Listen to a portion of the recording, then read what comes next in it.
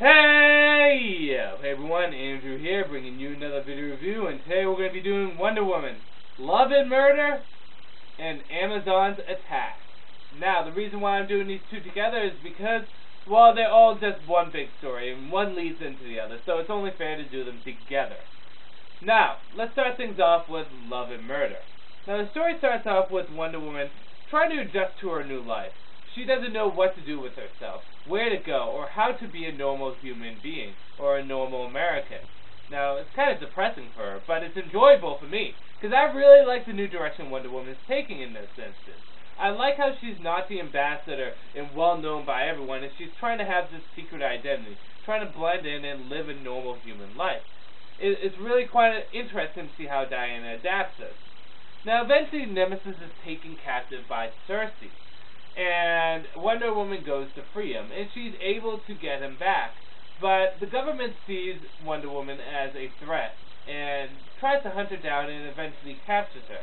Only through the help of Nemesis is she able to break free from the government's hold. Now they're on the run. All at the same time, Sersi is on Themyscira. Now what is Sersi doing on Themyscira? By God, she's deviously planning something, isn't she? That is Sersi's goal in life, be a devious planner. Sersi, through her magic and the power of the gods, is able to bring Queen Hippolyta back to life.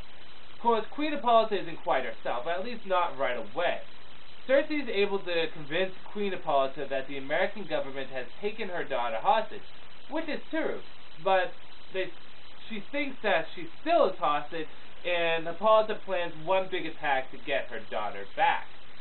So the Amazons transport to Washington, D.C. and have a full-fledged 100% grand war with the Americans. Amazons against America, going all out in a big battle. At the same time, Wonder Woman is going up against Sersi, and probably one of their best confrontations I've ever seen. The dialogue between these two are absolutely beautiful.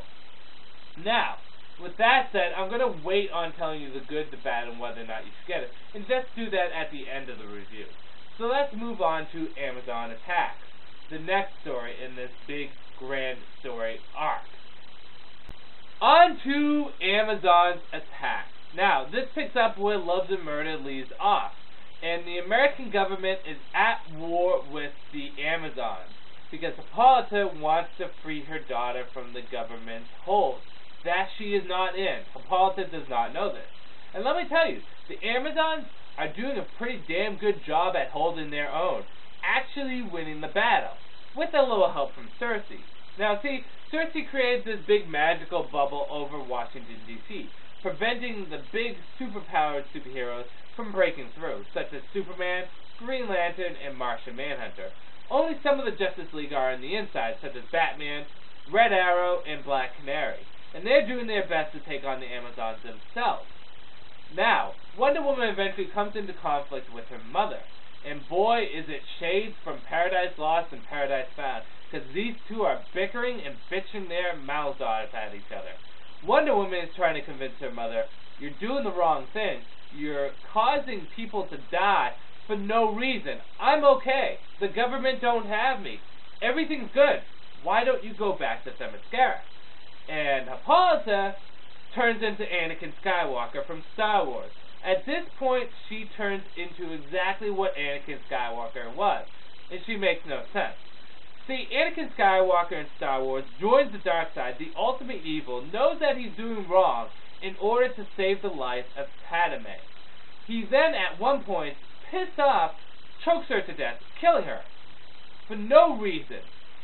He thinks that she's betrayed him, but really for no reason, and thus defeats the whole purpose of joining the dark side in the first place. Hippolyta causes war with the Americans in order to free her daughter. Then she turns on her daughter and attacks her, defeating the whole purpose of freeing her from the American government, defeating the whole purpose of going to war with the American government. Now, I understand Hippolyta is a little loopy from the dark magic that brought her back to life. But, seriously, Hippolyta, no. Bad. Bad girl. Anyways, things break off between the two of them. They go their separate ways. And the superheroes trying to find a way to break through and basically save the Washington, D.C. and stop the war from getting worse. Now, Batman is able to infiltrate the Amazon's big stronghold, and he goes in to confront Cersei. With a little magical help from Zatanna, Batman is able to negate Cersei's magic and knock the living shit out of her. Able to take down the big bubble that prevents the heroes from coming through.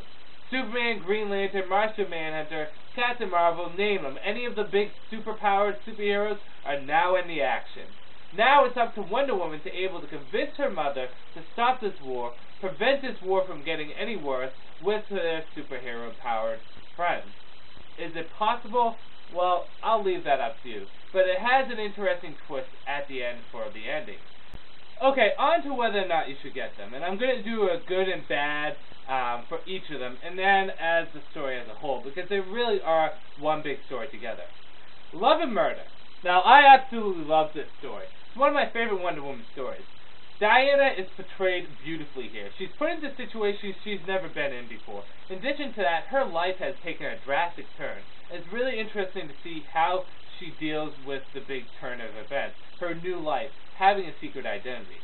The relationship between her and Nemesis starts to flourish here. It's really quite interesting because Wonder Woman has never had a legitimate love life in the modern continuity. I mean, the Silver Age and the Golden Age, she had Stephen Trevor, but that doesn't count here. In the modern continuity, the only relationship she really had was a small fling with Batman. Besides that, her love life sucks. So, the relationship between her and Nemesis, it's really nice, and it feels natural. It doesn't feel forced upon. It feels natural, and the two are exact opposites to each other, but they work so well together. This story also sets the stage for the Amazon battle so well. And the battle between Wonder Woman and Cersei at the end, beautiful. I mean, the speech that Cersei gives is great, and it's definitely worth reading. You will enjoy that battle. It just shows how these two enemies work well together.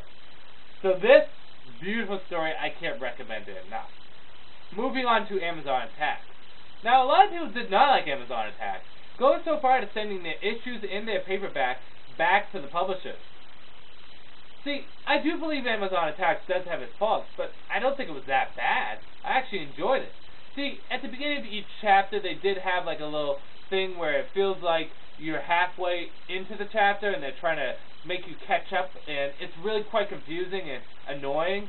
But besides that, I thought the big battle was nice, the conflict was nice, having all the other superheroes come in made it feel more than just a Wonder Woman comic, and just on a whole, the ending had a nice twist to it, and it was a good story. It was worth reading.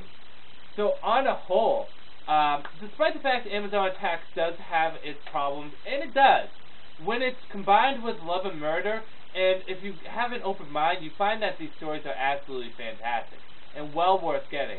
It's a great Wonder Woman story, big battle, epic conflict, the reintroduction of some characters, the relationships Wonder Woman has here with Nemesis, Hippolyta, Cersei, beautifully well done. The introduction of other superheroes in here, such as Superman, Batman, the rest of the Justice League, great.